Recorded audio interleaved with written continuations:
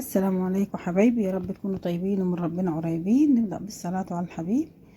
النهاردة هنعمل أكلة سريعة وسهلة، وممكن تقدميها كده من غير أي حاجات تانية معاها.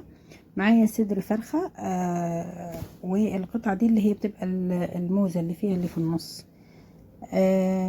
هنقطعها مكعبات صغيرة عشان هنزين بيها برضو الاكل، وفي نفس الوقت يعني بتتاكل، وخاصة لو عندك اطفال هيحبوها. يعني في اطفال كده يعني زيها زي الاكل الجاهز كده بيحبوها. هنقطعها مربعات كده مع بعض، مش كبيرة عشان ما تاخدش سوا، وفي نفس الوقت شكلها بيبقى حلو. بعد كده يعني بنبقى مجهزينها، وطبعا هي مغسولة ومتبلة في ملح قبل كده ومصفيينها. بعد كده بنبقى مجهزين لها التتبيلة بتاعتها.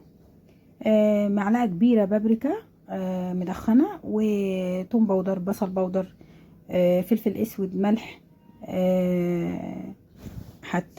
شطة حسب الرغبة. يعني مش عايزة خلاص شطة بس، برضو طبعا بتديها حلو كده، بتبقى سبايسي وحلو.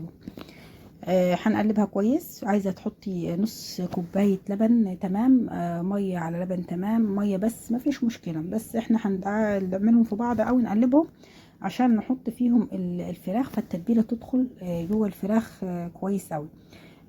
يعني حاولي انك انتي ممكن تعمليها وتركنيها قبلها بساعة مثلا كده، بتتشرب يعني اقل حاجة يعني ساعة، وغطيها. وهنشتغل في بقية الوصفة وهي بتتبل.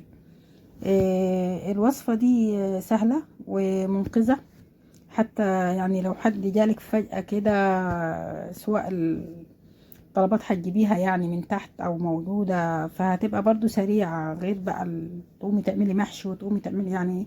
منقذة دي يعني حتى لو عملتي جنبها حبة سلطة هتنجز معاكي يعني. حطينا حبة الزبدة، وحطينا عليها البصلة، وحطينا عليها الخلطة البهارات بتاعت الكبسة اللي هي بتاعت الرز البسمتي يعني. ورق لوري، وحطينا معاهم كمان فلفل اسود واللومي والقرفة. وبعدين عاملة قرن فلفل بلدي احمر واخضر، حطيتهم وقلبتهم كويس.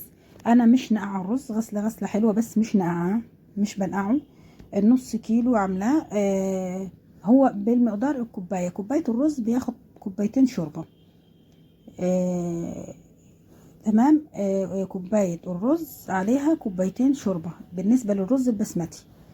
وبعدين كده انا لغاية دلوقتي ما غطيتهوش، يعني الرز عشان يستوي ويبقى سواه حلو مظبوط، الرز البسمتي ما تغطيهوش اول ما تحطي له الشوربة. انا كده دوبك او اول دلوقتي اهو بدأت اغطيه، انما قبل كده لا. بيبدأ يغلي تهدي عليه وتسيبيه ما تغطيهوش. خلاص غطيته وتمام، وسايباه ايه، خلاص استوى، يعتبر على النار هاديه قوي. جبنا هنا الدقيق، حطيت عليه ملح وفلفل بس، عشان انا هنا حاطه بهارات كتير وحاطه التوابل والحاجات بتاعتي، فمش عايزه احط حاجه عشان ما تبقاش زياده عن اللزوم يعني، وتبقى مالحه برضو وكده. هنحطهم كده عشان ما يلزقوش في بعض، يبقوا ايه. هنقلبهم في الدقيق كويس، وبعدين هتحطيهم في منخل او مصفى وهزيهم، وهتلاقيهم كلهم تبلوا كويس في الدقيق. وهنهزهم خالص لغايه الدقيق ما يطلع منهم، وفي نفس الوقت هيبقوا ايه اتغلفوا بالدقيق زي ما شايفين كده.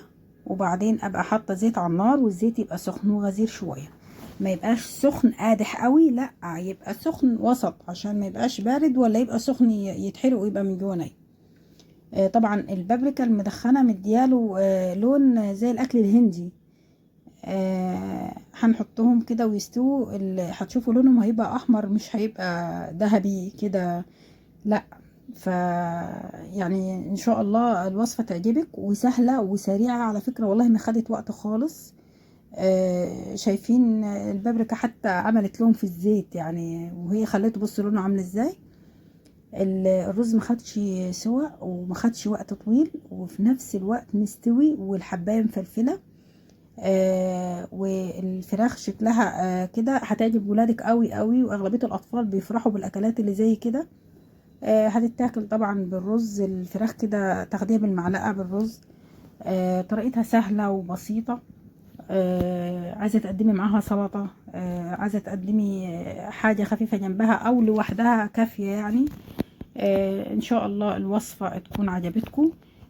شكرا حبايبي لمتابعتكم، وشكرا لدعمكم ليا. يا رب يكون الوصفه عجبتكم، وشكرا حبايبي، والسلام عليكم.